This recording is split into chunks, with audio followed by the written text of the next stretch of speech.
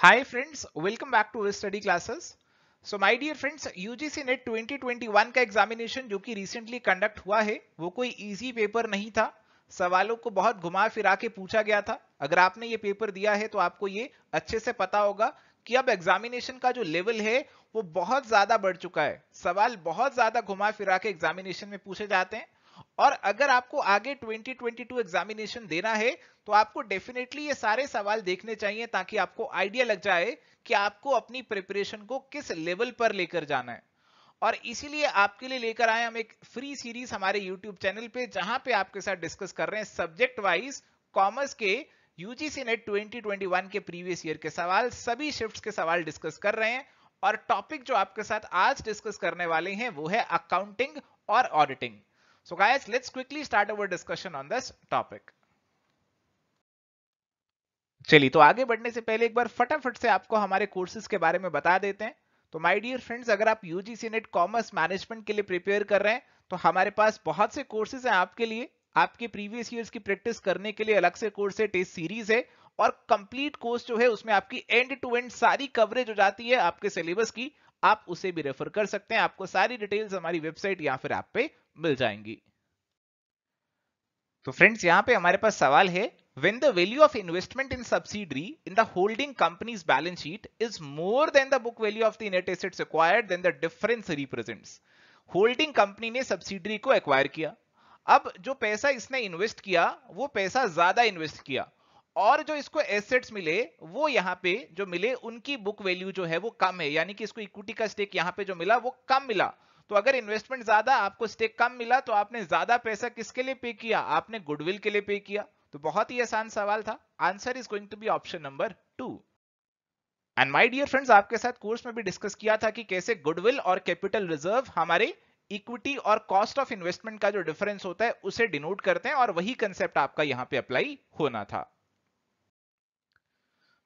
चलिए तो यहां पे अगला सवाल मैच द फॉलोइंग का है। लिस्ट 1 में आपको दिए हैं मेथड और लिस्ट 2 में आपको दिया है परचेज कंसीडरेशन। तो परचेज कंसीडरेशन निकालने के अलग अलग मेथड्स हमारे पास अवेलेबल हैं, आपको उनकी मैचिंग करनी है। देखो सबसे पॉपुलर मेथड हमारे पास होते हैं नेट एसेट मेथड और नेट पेमेंट मेथड। तो अगर आप इन्हीं दोनों की मैचिंग कर लोगे तो आसानी से आप इस सवाल का आंसर दे पाओगे। तो नेट एसेट मेथड, ये नेट एसेट मेथड कहां पे आ रहा है आइए देखते हैं।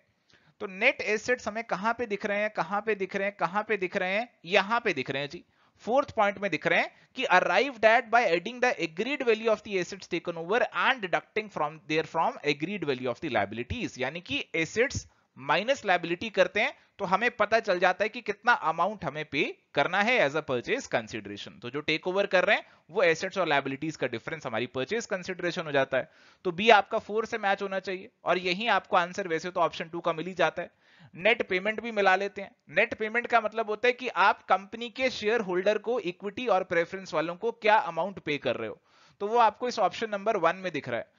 क्या दिख रहा है कि आप टोटल अमाउंट ऐड कर लो जो भी आपने दिया एग्जिस्टिंग शेयर्स, इक्विटी शेयर्स को, प्रेफरेंस शेयर्स को और कोई भी आपने कैश दिया शेयर होल्डर्स को, वेंडर जो वेंडर कंपनी है उनके शेयर्स को, यहां उनके शेयर होल्डर्स को आपने जो भी कैश दिया that is going to be your purchase consideration. तो आपका सी भी मैच हो गया। और अगर आप बाकी मैच करना चाहें स्वैप रेशो के अंदर, आपको रेशो निकालने वाले हैं शेयर्स को स्वैप करने के लिए, एक्सचेंज करने के लिए, तो ये आपका 2 से मैच हो जाएगा और बचा हुआ ए और 3 आप इनकी भी मैचिंग कर लेते। तो correct answer is going to be option number 2। And again my dear friends, purchase consideration की कंप्यूटेशन के नेट एसेट मेथड और पेमेंट मेथड आपके साथ डिस्कस किए थे और उम्मीद करता हूं ये सवाल आपके लिए बहुत ही आसान रहा होगा। चलिए यहां पे हमारे पास सवाल है कि एक्स और वाई पार्टनर्स हैं, प्रॉफिट्स और लॉसेस को शेयर कर रहे हैं 4:3 की रेशो में। जेड एक नए पार्टनर को एडमिट किया गया 1/5 शेयर के लिए और एक्स और वाई ने डिसाइड किया कि फ्यूचर प्रॉफिट्स जो हैं वो शेयर करेंगे 2:1 की रेशो में। आपको निकालना है इनकी सेक्रीफाइसिंग रेशो क्या रहेगी। तो सेक्रीफाइसिंग रेशो निकालनी है तो आपको इनकी पुरानी और नई रेशो को कंपेयर करना पड़ेगा। पुरानी तो दे रखी है और नई रेशो यहां पे देखते हैं कि कैसे हमारी निकलेगी। तो यहां पे बोला कि 1/5 तो z को दे देंगे, बचा जो 4/5 है वो x और y के पास जाएगा। x के पास कितना जाएगा? x के पास जाएगा इस 4/5 का 2/3 और y के पास कितना जाएगा? इस 4/5 का 1/3। तो ये आपके पास आ गया 8/15 और ये आपके पास आ गया 4/15। ठीक है जी। तो आपको पता चल गया कि नया शेयर इतना है, पुराना शेयर आपको पता था ये कितना है 4:3, तो x का पुराना शेयर 4/7 था, नया शेयर है 8/15, इसको माइनस कीजिए। ऐसे ही दूसरे वाला जो y का शेयर है उसको भी माइनस कीजिए, आप आंसर तक पहुंच जाएंगे। तो इसके लिए पहले हमें यहाँ पे इन दोनों को देखना पड़ेगा कि क्या डिनोमिनेटर कॉमन बनेगा, उस हिसाब से इसको सॉल्व करना पड़ेगा। तो आइए ट्राई करते हैं कैसे इसे सॉल्व करेंगे। क्या आपका कोई कॉमन डिनोमिनेटर यहाँ पे बनने वाला है? इसका कॉमन डिनोमिनेटर तो आई थिंक कोई बनेगा नहीं एज सच, तो हमें इस सवाल को थोड़ा सा लंबा ही सॉल्व करना पड़ेगा। 15 इंटू 7 कर लेते हैं, तो 15 इंटू 7 आपका आ गया 105, बिल्कुल। तो अब इसको 15 से मल्टीप्लाई करें तो ये 60 आ गया, इसको 7 से मल्टीप्लाई करें तो ये आ गया मेरे पास 56, और इसे 15 से मल्टीप्लाई करेंगे 45, इसे 7 से करेंगे ये आ गया 28 डिवाइडेड बाई 105, तो ये आ गया 4, और ये आपका आ गया 17। तो 4:17 की रेशो, यानी कि option number 4 is going to be the correct answer.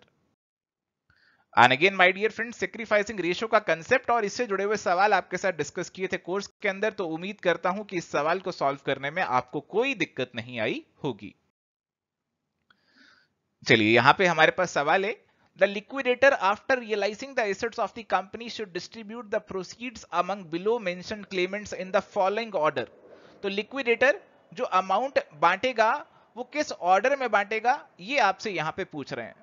देखो जी, सबसे पहली पेमेंट किसको की जाती है? आपके जो लीगल चार्जेस हैं, लिक्विडेटर का खर्चा है, वाइंडिंग अप का खर्चा है, उसके लिए सबसे पहली पेमेंट होती है। फिर आपके सिक्योर्ड क्रेडिटर्स आते हैं, प्रेफरेंशियल क्रेडिटर्स आते हैं, और फिर अनसिक्योर्ड क्रेडिटर्स आते हैं।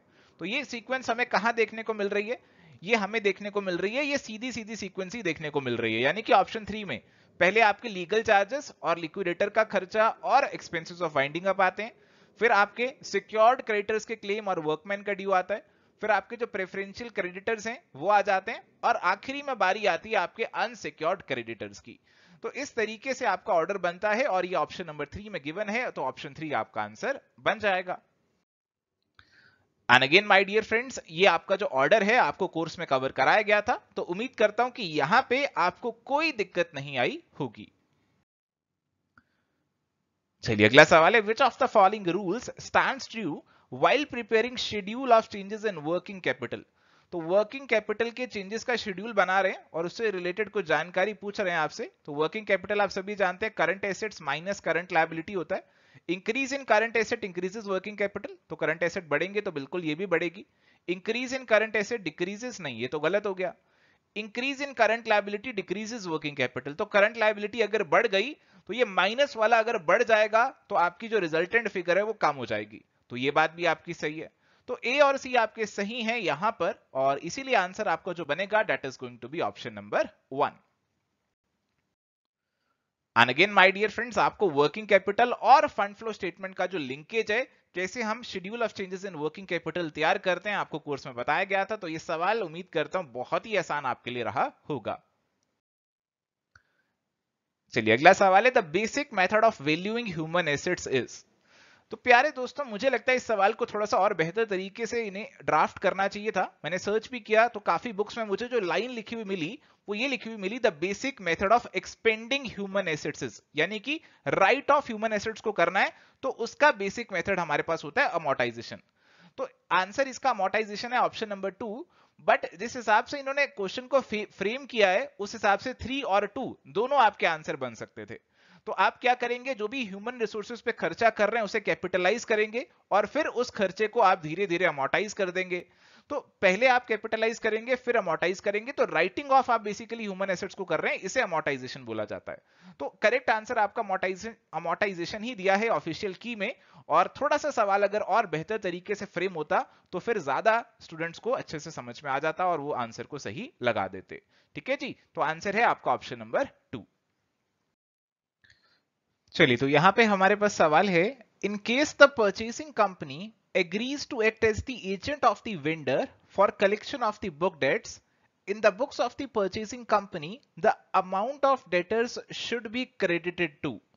तो सवाल आपसे कह रहा है कि एक है परचेसिंग कंपनी जो खरीद रही है, और एक है वेंडर, ये वेंडर कंपनी जो बिक रही है। अब क्या हो रहा है कि जो वेंडर कंपनी के डेटर और क्रेडिटर हैं उनको परचेसिंग कंपनी टेक ओवर तो नहीं कर रही है, बट उनको कलेक्शन करने वाली है, उनकी कलेक्शन करने वाली है, इसकी जिम्मेदारी उठा रही है आपकी परचेसिंग कंपनी, कि सिंपली वो एक एजेंट की तरह बिहेव करेगी वेंडर के, और उसके जो डेटर्स और क्रेडिटर्स है उनसे वो कलेक्शन करने वाली है। तो इस केस में क्या होता है कि आपकी जो परचेसिंग कंपनी है वो डेटर्स और क्रेडिटर्स को जो ओरिजिनल एसेट्स और लायबिलिटीज की टेक ओवर वाली एंट्री होती है उसमें तो इंक्लूड नहीं करती है, और इनको अलग से एक एंट्री पास करके इंक्लूड कर लेती है। एंट्री आपकी की जाती है, कैसे की जाती है? वेंडर डेटर, जैसे मान लीजिए वेंडर के डेटर थे 2 लाख के, वेंडर डेटर 2 लाख, और क्रेडिट करते हैं किसको? टू, मान लेते हैं वेंडर के क्रेडिटर थे 1 लाख के, क्रेडिट किया वेंडर के क्रेडिटर को 1 लाख, तो हमने वेंडर के डेटर भी ले लिए, वेंडर के क्रेडिटर भी ले लिए। क्यों ले लिए? क्योंकि एज ए एजेंट हम इनकी कलेक्शन करने वाले हैं। जो डिफरेंस बच गया यहां पे 1 लाख का, उसको हम डालते हैं वेंडर सस्पेंस अकाउंट में। तो इस तरीके से यहां पे जर्नल एंट्री पास की जाती है। आगे जब कलेक्शन होती है तो फिर वेंडर सस्पेंस अकाउंट अपने आप आपका क्लोज हो जाएगा। तो देखो यहां पे हमारे पास जो आंसर बनेगा वो बनेगा option number 2, vendor suspense account. तो इस तरीके से अकाउंटिंग ट्रीटमेंट यहां पे किया जाता है। सवाल थोड़ा सा अलग था, अनएक्सपेक्टेड था, और ये हमें नया कंसेप्ट इस पेपर से सीखने को मिला है। चलिए सवाल है, according to AS 2 which of the following cost should be included in the valuation of the inventory. तो आप इन्वेंट्री की वैल्यू लगा रहे हैं तो कौन सी कॉस्ट कंसीडर करेंगे? Freight and insurance, carriage outward, depreciation of factory plant, general administration overhead.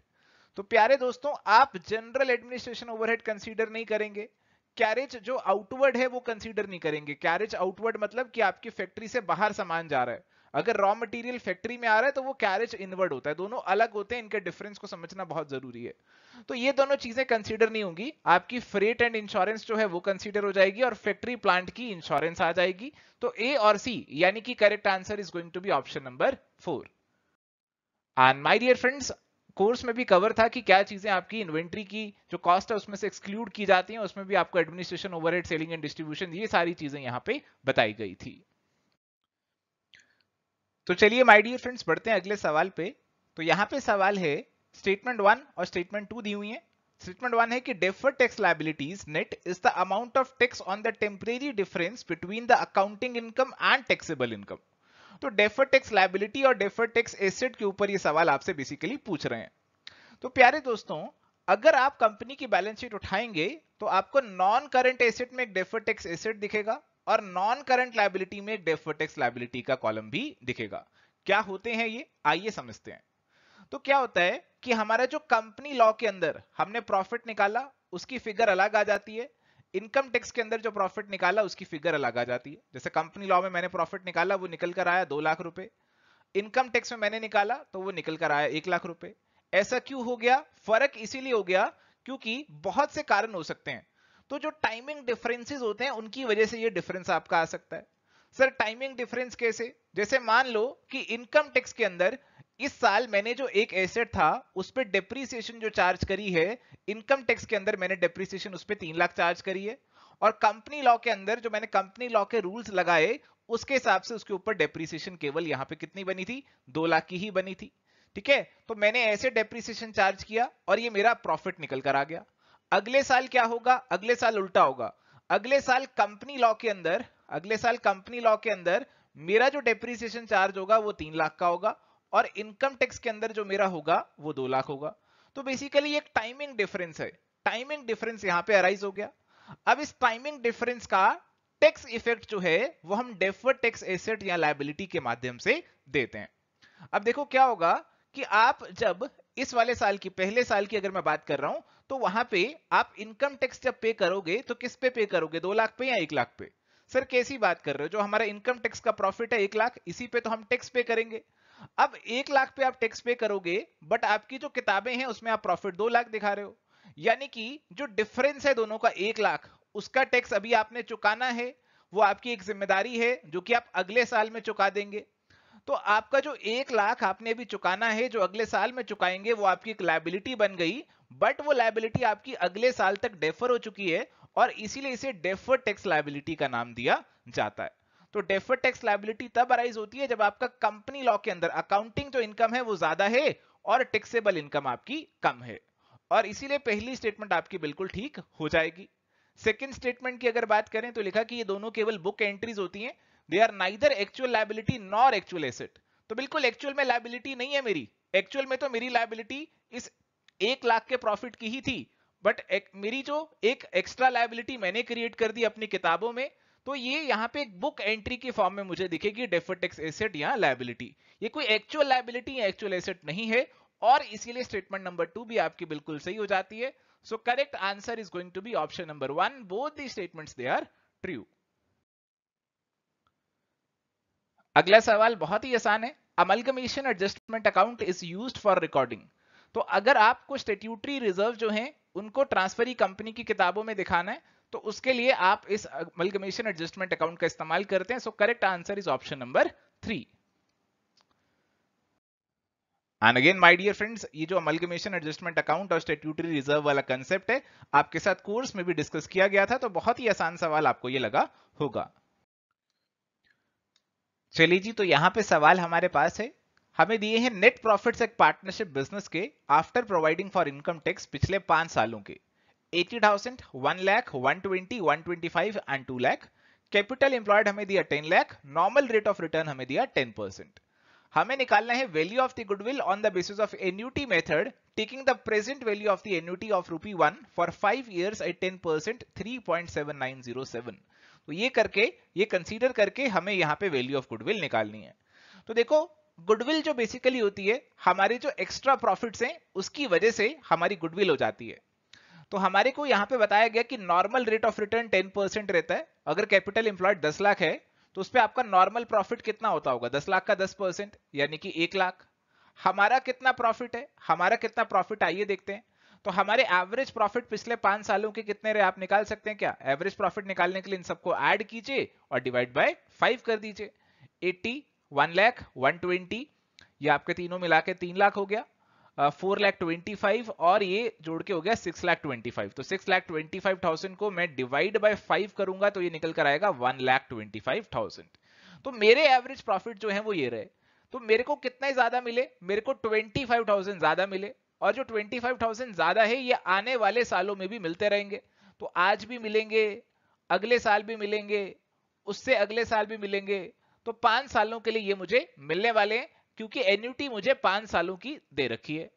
तो जो 5 सालों में मुझे ये मिलने वाली है, उसकी आज की वैल्यू बेसिकली मुझे यहाँ पे निकालनी है, और उसकी आज की वैल्यू निकालने के लिए मुझे इस 25,000 को, जो प्रेजेंट वैल्यू ऑफ एन्युटी दे रखा है मुझे 3.7907, उससे मल्टीप्लाई करना पड़ेगा। तो इन दोनों को अगर आप मल्टीप्लाई करेंगे तो आपका जो आंसर बनने वाला है, देखो ये आपका 75,000 से ज्यादा और 1 लाख से कम होने वाला है।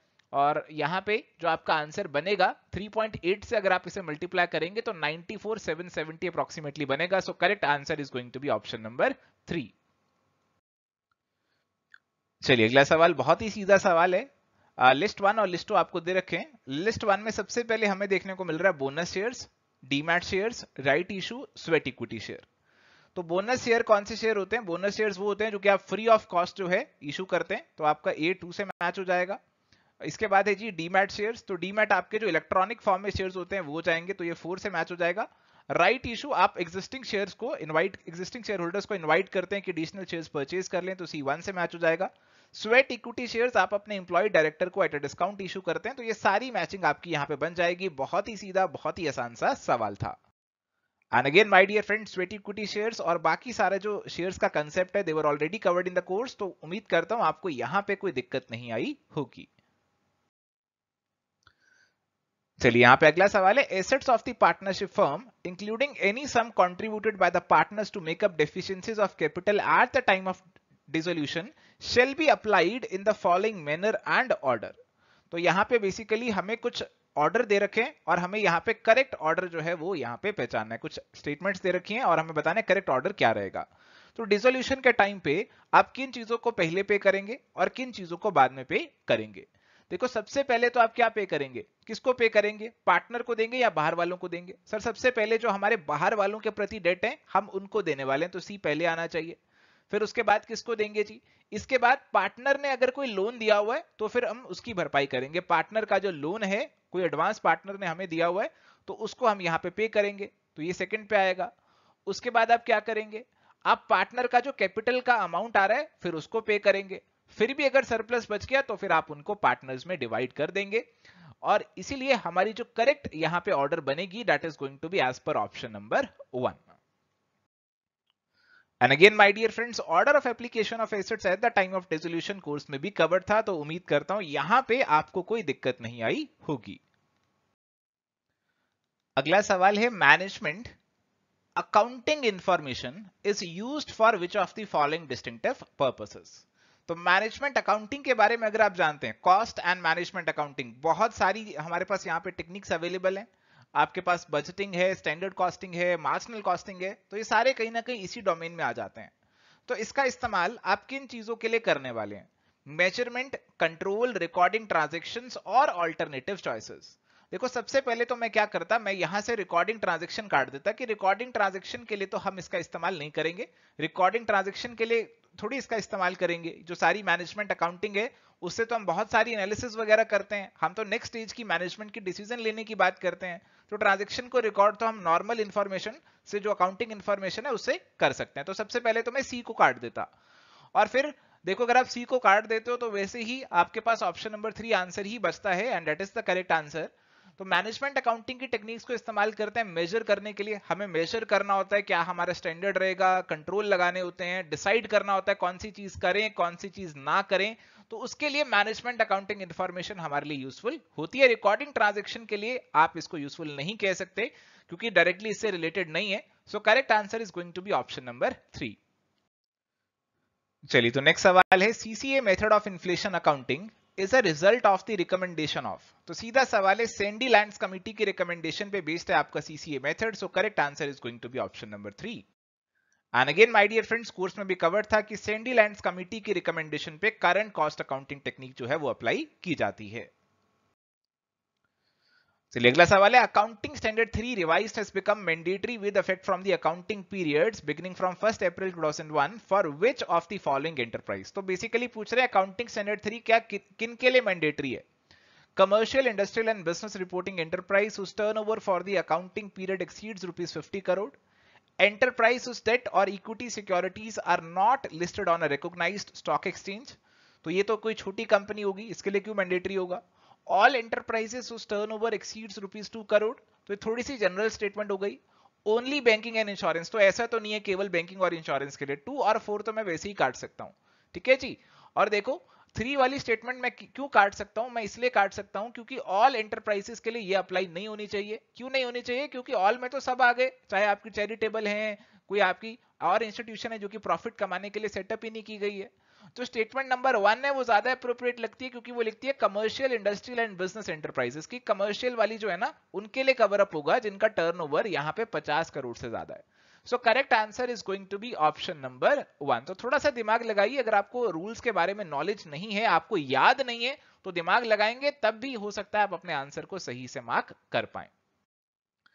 And again my dear friends, ये जो कंसेप्ट था अकाउंटिंग स्टैंडर्ड की एप्लीकेबिलिटी का, किन पे एप्लीकेबल है किन पे नहीं है, 3 लेवल्स में एंटिटीज को बांटा जाता है और लेवल 1 वालों पे सभी अप्लाई करते हैं इंक्लूडिंग अकाउंटिंग स्टैंडर्ड 3. और इसके अंदर आपकी ये लिस्ट दे रखी है, ये वाली एंटिटीज आ जाती हैं जिनकी टर्नओवर, कमर्शियल, इंडस्ट्रियल और बिजनेस एंटरप्राइजेस जिनकी टर्नओवर जो है 50 करोड़ से ज्यादा है, वो भी इस लिस्ट के अंदर कवर अप हो जाती हैं. बैंकिंग और इंश्योरेंस अलग से तो कवर हो जाती हैं, बट उनके अलावा और भी कंपनीज इसके अंदर इस लिस्ट में आ जाती हैं. तो अगर आपको लिस्ट याद थी तो आंसर कर लेते, अगर नहीं थी तो दिमाग लगाते, तब भी आप अपना आंसर यहां पे लगा देते. चलिए सवाल है, which of the following events after the balance sheet date would normally qualify as adjusting events according to AS4, events after the balance sheet date. तो आपका जो अकाउंटिंग स्टैंडर्ड 4 है वो डील करता है events after balance sheet date से. तो पूछ रहे हैं यहां पे कि इनमें से जो कौन सी इवेंट्स है वो एडजस्टिंग इवेंट की तरह पे क्वालिफाई कर जाएगी, एडजस्टिंग इवेंट की फॉर्म में क्वालिफाई कर जाएगी. Insolvency of a customer on balance sheet date, decline in the market value of investment, declaration of an ordinary dividend, determination of the cost of assets purchased before the balance sheet date. तो प्यारे दोस्तों, AS4 के अंदर आपकी adjusting event वो event होती है जिसके आसार बैलेंस शीट डेट पे होते हैं और बैलेंस शीट डेट निकल जाने के बाद 31 मार्च को उसके आसार होने के होते हैं और 31 मार्च के बाद वो इवेंट एक्चुअल में घट जाती है, तो उस इवेंट को एडजस्टिंग इवेंट बोला जाता है एज पर AS4. तो देखो यहां पे कस्टमर है बैलेंस शीट डेट का, उसकी इंसॉल्वेंसी की बात हो रही है, तो ये हमें लग रहा है कि एडजस्टिंग इवेंट हो सकती है। Decline in the market value of investment, ये तो कोई इवेंट नहीं बनी। Declaration of an ordinary dividend, ये भी नहीं बनी। Determination of the cost of assets purchased before the balance sheet date, हाँ तो बैलेंस शीट डेट पे इसकी हमारे पास एक प्री कंडीशन थी, और बैलेंस शीट डेट जाने के बाद हमने इनकी कॉस्ट को डिटरमाइन कर दिया, तो ये भी कवर अप हो जाएगी। तो बैलेंस शीट डेट से जो स्पेसिफिकली चीजें जुड़ी हुई हैं वो ए और डी वाली ही जुड़ी हुई हैं, so correct answer is going to be option number 4। And again my dear friends, course में भी आपको कवर कराया गया था अकाउंटिंग स्टैंडर्ड 4, और उसमें आपको बताया था एडजस्टिंग इवेंट और नॉन एडजस्टिंग इवेंट के बारे में।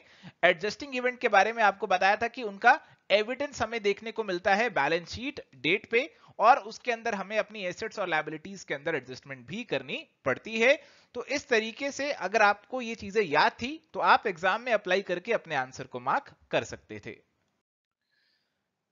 चलिए यहां पे सवाल है, from the following information about a firm what will be the contribution to sales ratio and the profit. Contribution to sale ratio यानी कि पीवी रेशियो की बात हो रही है। पीवी रेशियो आप कैसे निकालते हैं जी? सेल्स, फिक्स्ड कॉस्ट और ब्रेक इवन पॉइंट की जानकारी है, तो अगर आपको ध्यान हो कि ब्रेक इवन पॉइंट का फॉर्मूला क्या होता है, fixed cost divided by PV ratio. तो हमें यहाँ पे फिक्स्ड कॉस्ट भी दे रखी है, ब्रेक इवन पॉइंट भी दे रखा है, तो आप इसी से अपनी पीवी रेशियो निकाल सकते हैं। तो अगर आप इसको सॉल्व करेंगे तो पीवी रेशियो क्या निकल कर आएगी, 1/2 या फिर 50% आपकी पीवी रेशियो यहाँ पे निकल कर आ जाएगी। अब आपको निकालना है अपना प्रॉफिट। प्रॉफिट कैसे निकालेंगे, सेल पे आपकी पीवी रेशियो को मल्टीप्लाई कीजिए तो कंट्रीब्यूशन आ जाएगा 1 लाख का 50% यानी कि 50,000 आपका कंट्रीब्यूशन आ जाएगा। कंट्रीब्यूशन में से फिक्स्ड कॉस्ट घटाइए 20,000 की, आपका प्रॉफिट 30,000 आ जाएगा। So correct answer is going to be option number 2। And again my dear friends, ऐसे सवाल आपके साथ कोर्स में भी डिस्कस किए गए थे, सारे फॉर्मूलास मार्जिनल कॉस्टिंग के कवर्ड थे, तो सवाल आपको बहुत ही आसान लगा होगा।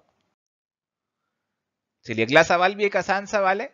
For a holding company all pre acquisition profits losses of a subsidiary company are dash while all post acquisition profits losses of a subsidiary company are dash.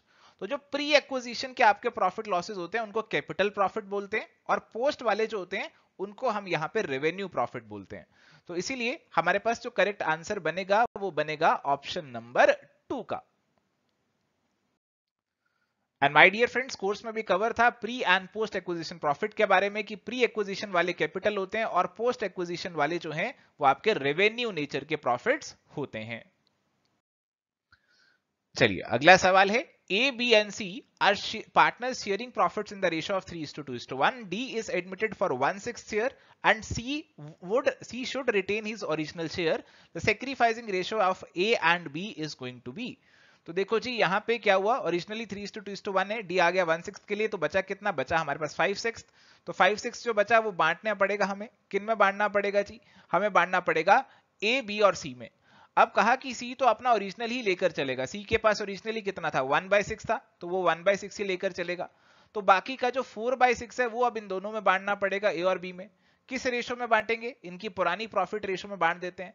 तो ए और बी की पुरानी रेशो क्या थी, 3:2, 3/5 और 2/5। तो आइए देखते हैं क्या बना इनका नया शेयर। इनका जो नया शेयर बना यहाँ पे ये बना 12/30 और ये बना 8/30। तो नया शेयर ये है, पुराना शेयर हमें पता है कितना था 3/5 और 2/5, इनका जो डिफरेंस होगा वो सैक्रिफाइसिंग रेशो बता देगा।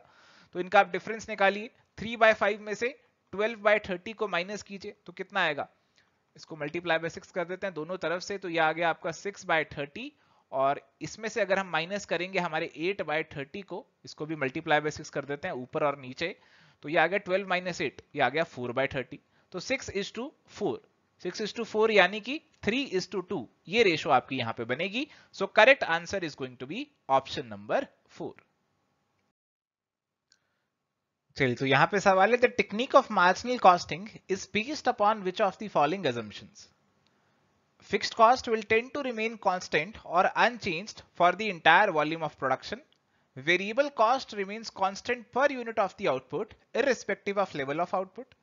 There will not be any change in the pricing policy due to change in volume, competition, etc. Operating efficiency of the firm may increase or decrease. तो प्यारे दोस्तों, अगर आप क्वेश्चन को ध्यान से पढ़ रहे हैं तभी आपको अंदाजा लग जाएगा। देखो आपकी जो अजम्पशन होती है ना, अजम्पशन में हम ये मानकर चलते हैं कि चीजें कांस्टेंट रहेंगी, और पॉइंट नंबर डी सीधा सीधा कह रहे हैं कि इंक्रीज भी हो सकती है, डिक्रीज भी हो सकती है। तो कांस्टेंट वाली बात डी नहीं कर रहा, तो डी अजम्पशन नहीं होनी चाहिए। फिक्स्ड कॉस्ट हमारी कांस्टेंट रहती है। वेरिएबल कॉस्ट पर यूनिट की बात करें तो वो कांस्टेंट रहती है, और प्राइसिंग पॉलिसी के अंदर हम ये सब चीजें मानते हैं कि कांस्टेंट ही रहेंगी। तो ए, बी और सी ये सब कांस्टेंट वाली बातें कर रहे हैं, डी जो है वो ऐसी बात नहीं कर रहा, तो डी अजम्पशन नहीं होगा। तो ए, बी और सी ये आपके आंसर यहां पे बनने वाले हैं। तो क्वेश्चन मिला आपको, थोड़ा सा दिमाग लगाइए और सोचिए क्या आंसर यहां पे होना चाहिए, क्या गलती इस सवाल में की गई है, और उसके हिसाब से आपको आंसर करना होगा। आज के समय में ऐसे टाइप के सवाल आपसे ज्यादा पूछे जाते हैं। And again my dear friends, break even analysis की असम्पशंस आपके साथ कोर्स में भी कवर थी, और यहां पे कोई चेंज नहीं आता लेवल ऑफ एफिशिएंसी में, आपको ऑलरेडी बताया गया था। चलिए सवाल है असर्शन रीजनिंग का। असर्शन दी है a quick ratio is a more penetrating test of liquidity than the current ratio, yet a high quick ratio does not necessarily imply sound liquidity। तो करंट रेशो से बेहतर है आपकी क्विक रेशो, क्योंकि current ratio में से हम अपनी इन्वेंट्री को, प्रीपेड एक्सपेंसेस को घटा देते हैं और फिर क्विक रेशो निकालते हैं। तो बिल्कुल बेहतर है, असर्शन सही है आपका। रीजन दिया, a company with a high value of quick ratio can suffer from a shortage of funds if it has slow paying, doubtful and long duration outstanding debtors। देखो यहां पे बोला गया, स्टेटमेंट नंबर 1 जो असर्शन थी, बोला गया कि आपकी क्विक रेशो करंट रेशो से तो बेहतर है, but quick ratio does not necessarily imply sound liquidity. But quick ratio अच्छा होना एक हमेशा ये इंडिकेटर नहीं होगा कि आपकी लिक्विडिटी बहुत बहुत अच्छी है। क्यों नहीं होगा? क्योंकि रीजन इसका हमें ये सेकंड स्टेटमेंट में दिया, क्योंकि क्विक रेशो के अंदर आपके डेटर्स भी आते हैं, आप डेटर्स को भी कंसीडर करते हो, और हो सकता है आपके डेटर्स जो हो वो ऐसे हो जिनसे पेमेंट मिल ही नहीं रही है, या पेमेंट मिल रही है बहुत धीरे धीरे मिल रही है, लॉन्ग ड्यूरेशन के डेटर्स हैं। तो अगर ऐसे डेटर्स आपके एसेट में आ रहे हैं, क्विक एसेट्स में आ रहे हैं, तो फिर आपकी क्विक रेशो भी लिक्विडिटी को सही से डिनोट नहीं कर पाएगी, और इसीलिए रीजन भी सही है, असर्शन भी सही है, दोनों रिलेटेड भी हैं। So correct answer is going to be option number 3। And my dear friends, quick ratio का कंसेप्ट आपके साथ कोर्स में डिस्कस किया था, इस पे न्यूमेरिकल भी किए थे, तो उम्मीद करता हूं कि आपको इसका कंसेप्ट क्लियर होगा और आपने एग्जाम में गलती नहीं की होगी। चलिए अगला सवाल है, sources of Indian gap include. तो गैप का मतलब तो आप ऑलरेडी जानते हैं ना, जनरली एक्सेप्टेड अकाउंटिंग प्रिंसिपल्स। तो हमारी जो इंडिया के अंदर ऐसे अकाउंटिंग प्रिंसिपल्स, पॉलिसीज, प्रैक्टिसेस होने वाली हैं, उनकी जानकारी हमें कहां से मिलेगी? हमें हमारे, देखो यहां पे आपको देखो ABCD तो नहीं है, आपको केवल 2 या 3 ही चूज करने। Companies act 2013, notifications by ministry of finance, accounting standard या ICAS प्रोनाउंसमेंट। देखो ए और सी तो आपके आने ही वाले हैं, ए और सी तो आपके आएंगे ही आएंगे, ठीक है जी। तो उसके अलावा आपको चूज करना है कि बी और डी में से कोई आएगा या नहीं आएगा। देखो फाइनेंस मिनिस्ट्री की जो नोटिफिकेशन है वो जनरली अकाउंटिंग से जुड़ी हुई नहीं होती है, तो ये तो नहीं आनी चाहिए, क्योंकि हमारे पास ऑप्शन भी नहीं है चारों को चूज करने का। ICAI आपके पास है, institute of chartered accountant of India, तो उसकी कुछ प्रोनाउंसमेंट्स हमारे पास आती हैं, हमें कुछ क्लैरिफिकेशन मिल जाती है अकाउंटिंग स्टैंडर्ड्स को लेकर, तो ये भी हमारा सोर्स बनता है एक इंडियन गैप का। तो इसीलिए हमारे जो कवर होंगे वो ए, सी और डी कवर होंगे। So correct answer is going to be option number 3। अगला सवाल है, which among the following are generally accepted methods of accounting for price level changes? Replacement cost method, current purchasing power method, opportunity cost method, current cost accounting method और standard cost method. तो opportunity cost और standard cost तो आपके method नहीं है। A, B और D, replacement cost, current purchasing power और current cost accounting आपके मेथड है। बट अगर आप ऑप्शन देखेंगे तो ए, बी और डी का तो ऑप्शन नहीं है। अगर आप देखेंगे ऑप्शन को तो पहले वाले में सी आ रहा है, ये भी नहीं आएगा, ये इसमें भी सी आ रहा है, इसमें भी सी और ई दोनों ही आ रहे हैं, तो बी एंड डी ओनली, केवल यही ऑप्शन बचता है that is going to be the correct answer for this particular question. तो ऐसे सवाल आते हैं जिसमें आपको ऑप्शंस देख के खुद ब खुद दिमाग लगाना होता है और अपना आंसर मार्क करना होता है। And again my dear friends, आपके जो मेथड्स ऑफ इन्फ्लेशन अकाउंटिंग है ये कोर्स में भी आपके साथ डिस्कस किए हुए थे, तो ये सवाल में उम्मीद करता हूं आपको कोई दिक्कत नहीं आई होगी। चलिए सवाल है, which one of the following is the structured review of the systems and procedures of an organisation in order to evaluate whether they are being conducted efficiently and effectively? तो हमारी ऑर्गेनाइजेशन के जो तौर तरीके हैं उनका रिव्यू करते हैं ताकि देखें कि वो सही से इफेक्टिवली एफिशिएंटली हो रहे हैं या फिर नहीं हो रहे। तो कॉस्ट ऑडिट और फाइनेंशियल ऑडिट और सेफ्टी ऑडिट तो ये होंगे नहीं, है ना। ये आपका कौन सा ऑडिट होगा, क्योंकि हम तौर तरीकों की बात कर रहे हैं, सिस्टम्स और प्रोसीजर्स की बात कर रहे हैं, तो ये मैनेजमेंट के तौर तरीके हैं, तो मैनेजमेंट ऑडिट यहां पे आंसर बनेगा। Answer is going to be option number 3। And management audit का जो कंसेप्ट है आपके साथ डिस्कस किया था कि हम यहां पे इवेल्युएट करते हैं क्या, एफिशिएंसी, इफेक्टिवनेस, ये सारी चीजें आपकी इसके अंदर आ जाती हैं। चलिए, तो यहां पे अगला सवाल है, मैच द फॉलोइंग का दो लिस्ट हमें यहां पे दे रखी है और हमें करनी है जी उनकी मैचिंग। तो लिस्ट 1 में हमें इंड एएस दे रखे हैं, इंड एएस 1, 29, 37 और 110 आपको दे रखे हैं। तो पहले हमारे पास सवाल अकाउंटिंग स्टैंडर्ड एएस के ऊपर आते थे, बट अब सवाल आ रहे हैं इंड एएस के ऊपर। तो आपसे पूछ रहे हैं कौन सा इंड एएस किससे जुड़ा हुआ है। तो इंड एएस 1 तो सबसे सीधा presentation of the financial statement से जुड़ा हुआ है, तो ए तो आपका 3 से मैच हो जाएगा। तो अब आपको 1 और 2 में से चूज करना है, आपको बाकी नहीं भी आता तो आप एक गेस ले सकते थे, इन दोनों में से हो सकता है सही भी हो जाता। इसके बाद आपका है जी इंड एएस 29 जो कि डील करता है आपकी हाइपर इन्फ्लेशनरी इकोनॉमी से, इंड एएस 37 जो प्रोविजन कॉन्टिंजेंट लायबिलिटीज और एसेट से डील करता है, और बचा इंड एएस 110 जो कि हमारी कंसोलिडेटेड फाइनेंशियल स्टेटमेंट से डील करेगा। Correct answer is going to be option number 2।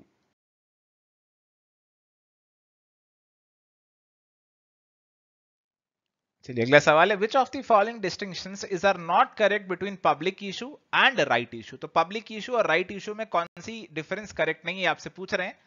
In public issue, applications are invited from the general public, and in right issue, they are offered to existing shareholders. तो ये बिल्कुल सही है।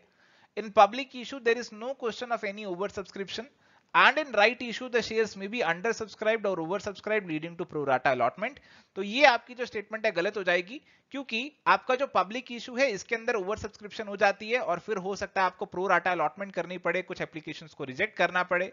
But अगर मैं rights issue की बात कर रहा हूं तो इसमें मैं राइट्स इशू ही इस तरीके से करता हूं ताकि मेरे पास जितने शेयर होल्डर्स हैं उन्हीं को राइट मिले, तो कोई ओवर सब्सक्रिप्शन का यहां पे सीन ही नहीं बनता। तो 2 वाली गलत हो जाएगी आपकी।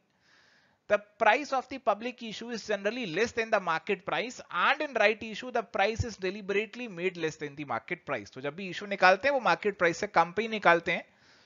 In a public issue, communication of issue is through prospectus or advertisement, and in right issue, the communication is between the company and the existing members of the company. तो ये बात भी बिल्कुल सही है। तो केवल गलत कौन सा है, केवल गलत है यहाँ पे हमारा बी वाला, और इसीलिए correct answer is going to be option number 1, क्योंकि हमें बताना था कौन सा करेक्ट नहीं है।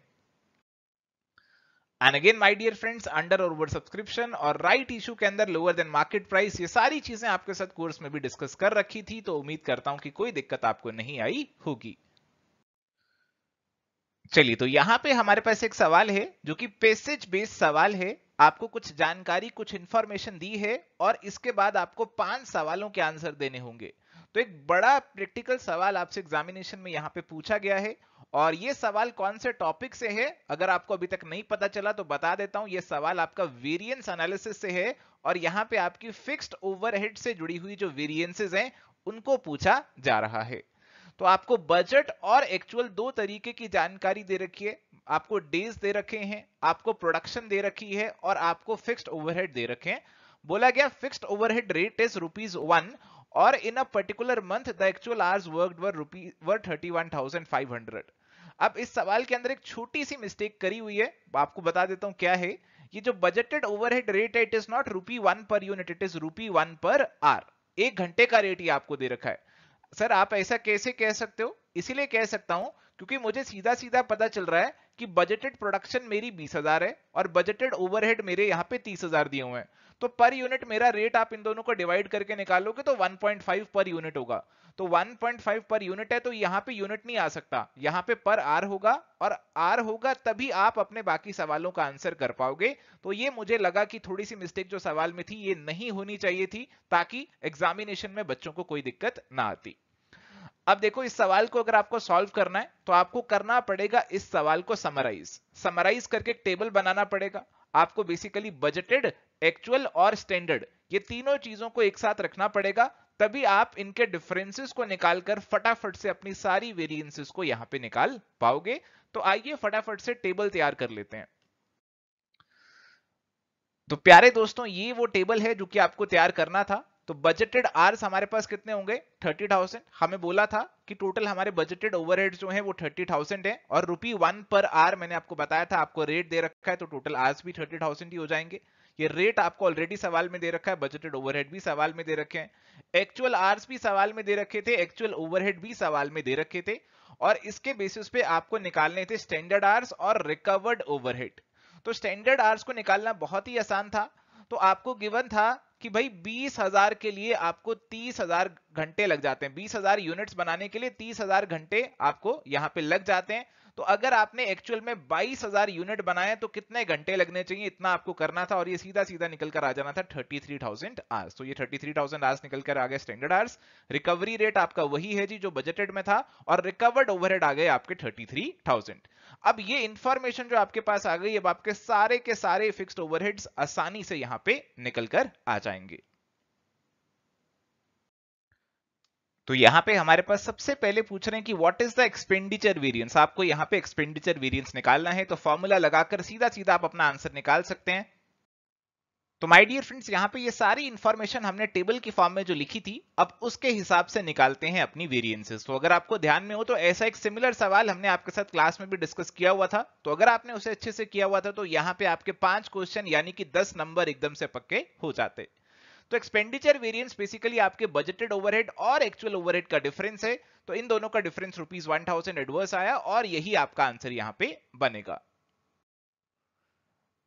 चलिए, तो अगला सवाल हमारे पास है, हमें निकालना है यहां पे वॉल्यूम वेरिएंस। तो वॉल्यूम वेरिएंस निकालना है, तो वॉल्यूम वेरिएंस आइए आपको बताते हैं किस तरीके से आप इस इंफॉर्मेशन से निकाल सकते हैं। तो प्यारे दोस्तों, वॉल्यूम वेरिएंस आपका जो डिफरेंस होता है वो होता है बजटेड ओवरहेड में और रिकवर्ड ओवरहेड में। अगर आप ध्यान से सोचेंगे तो इनका डिफरेंस ही वॉल्यूम की वजह से आएगा।